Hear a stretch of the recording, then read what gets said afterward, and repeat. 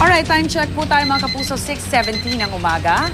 Kung kailan naman magpapasko, saka naman po walang matitirahan ang nasa 100 pamilya sa Las Piñas matapos din po silang masunugan kagabi.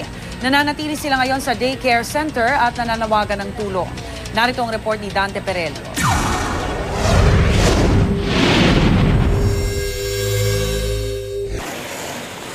Nasa 100 bahay ang natupok ng apoy sa sunog na nagsimula pasado alas 7 kagabi sa Christ the King, Barangay Talon 4, Las Piñas City.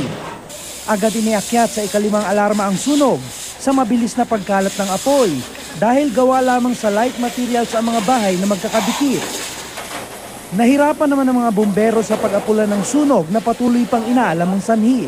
Talagang nahirapan ho ating mga bumbero gawa ng talagang makitid itong daan na ito.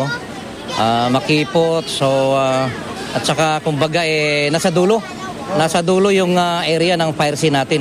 Walang naiulat na nasaktan sa sunog pero marami ang walang naisalbang gamit. Ang iba naman alagang hayop ang unang sinagip. Kaya sana naman may tumulong sa amin. Dahil tingnan mo, ang dami namin dito. Halos wala talaga sa amin natira. Wala kaming nadala. Sa mga anak ko, gamit ng mga anak ko, wala man lang. Halos ito lang suot namin. Ito ang dinala niya kasi alaga niya. Kami, umalis kasi ako eh. Pansamantalang tumutuloy ang mga nasunugan sa daycare center ng barangay. Umaapil na sila ng tulong lalo ngayong Pasko. Ito ang unang balita mula sa Las Piñas City. Dante Perello reporting.